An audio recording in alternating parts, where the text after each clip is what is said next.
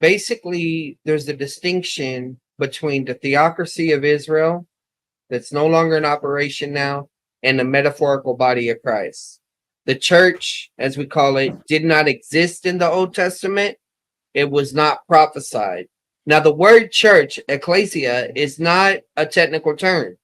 That means it can refer to a congregation. Context determines what's being mentioned there. So even when Jesus says, I will build my church, that doesn't go against the idea that the church is a mystery, because from the standpoint of the original audience, when they're hearing that, they're just hearing a concept of a congregation. They're not hearing anything about this idea that the Jew and the Gentile are going to be equal footing assurance of inheritance, as we see in Ephesians 2. They wouldn't have that new outlook that we were just talking about earlier. And then the other thing is that you have direct literal, which is contractual language, like the covenants. And then you have indirect literal, which is all figures of speech. If I say, I'm so hungry I can eat a horse, the direct literal way of saying that is I'm hungry.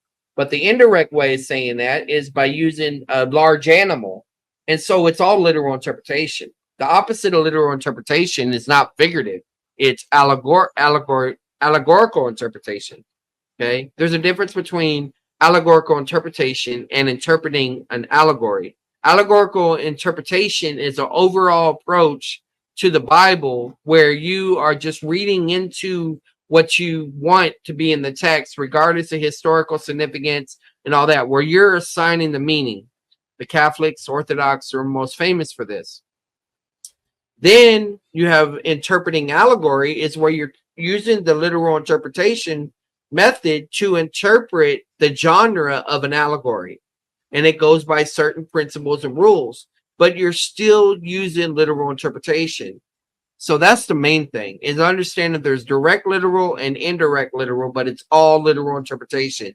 That's all any Protestant should be dealing with. Earlier books, I think it was Bernard Ram, called it Protestant biblical interpretation.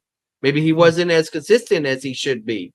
Robert Thomas said evangelical hermeneutics. There's a way of viewing things that is different from how the Catholic and the Orthodox view things. And everybody else are just biting from them, or they're dealing with the baggage from them. So that's my approach to it.